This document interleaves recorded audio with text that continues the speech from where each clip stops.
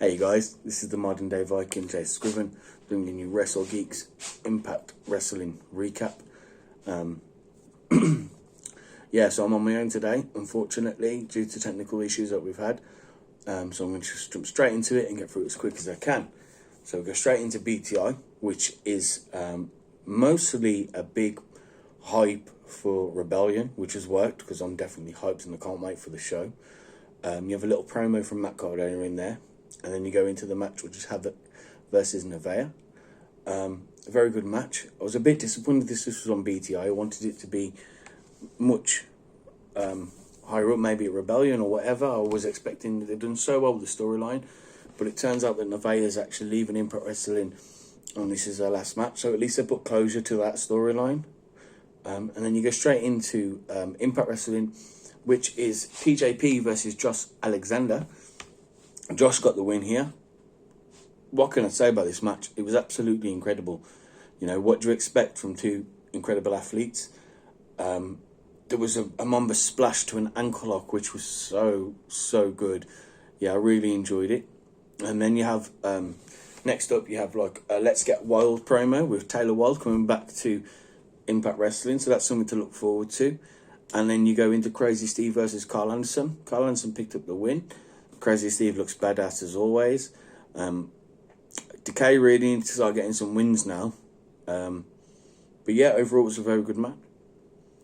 Next we have Swingers Palace, which has a reference to my all-time favourite promo ever, Steiner Math, you know, and Josh has 141 and 2/3 chance of winning, which that's good odds to me. You know, I give this a J++. It's the first ever one, so well done, Swingers Palace. You've really impressed me this week. And then we have Eddie Edwards and Willie Mack talking about Violent by Design and how they attacked Dreamer. Yeah, Violent by Design come out. They have a big brawl. James Storm, Chris Sabin runs out, and then it sets up a match for Violent by Design versus Eddie Edwards, William Mack, James Storm, and Chris Sabin at Rebellion. That sounds like a good match to me. I can't wait. And then we have Deanna and Susan walking backstage. And Scott's like, no, jog on. Come on, you're not going to the ring. Have some respect. Deanna was like, I was never going to the ring. And then we have our first All About Me with Tennille Dashwood and Caleb with a K are the guests. And G. Miller is the host. But the host is going to change weekly, if I've got that right. G. Miller asks a question, and when goes to ask a follow-up question, Tennille's like, what? No. Which was really, really funny. And then we go to the next bit, which is Jordan Grace and Jazz come to the ring. Jazz is announcing her retirement, basically. And Fire and Flavor come out and interrupt. Be a bit rude. Quick match set up. Fire and Flavor, you know, they lose. And then everybody comes out and says thank you to Jazz. It was really nice. It was really lovely. You know, and then backstage you get Scott D'Amore talks to Fire and Flavor and says that was really disrespectful. Now you've got a match with Jazz and Jordan Grace at Rebellion. And I'm thinking, oh my God, she just retired. Don't do this. But actually it works out quite well. Jazz is like, listen, I'll find Jordan Grace a partner. I'm a woman of my word. So I'm glad that happened. And then you get Myers come out. And then Matt Cardona comes out and picks Jake Something as the opponent for Myers. This was a really good match. Not too long. It was just right. It did everything it needed to. Myers gets the win after doing the roster cutter. And then he's laying on the ropes and he says,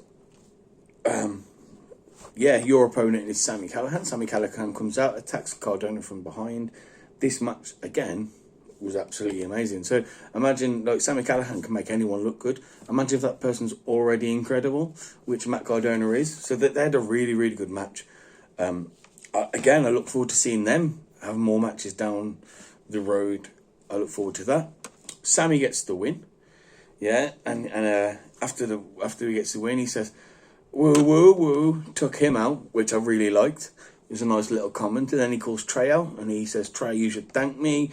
I'm the reason you're in the main event at Hardcore Justice because I attacked Tommy Dreamer."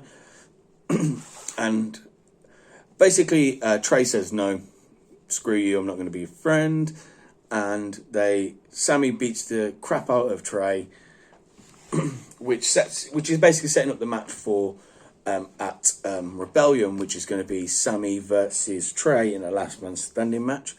Now, I really hope this comes for full circle and they are a tag team, because I just think that this is going to be a really good storyline and I'm really looking forward to it. And then we have a promo from Finjuice, and they basically just say, like, we're better than the Good Brothers. And then we have the press conference. The press conference was really good. It was quite funny. You know, I like the fact they had real people there to ask the questions. That was quite nice. Real sports people there to ask questions. And then you had Don Callis and Kenny Omega rock up and sit down. And then Callis is like, I've had enough of these questions. But to us, because the cut edited, I didn't like... I think it just could have been cut a little bit better. But overall, the show was absolutely incredible. I really enjoyed it. Yeah, so please like, share, subscribe, drop a comment down below, and I will get back to you. Yeah, thanks very much, guys, for watching, and peace out.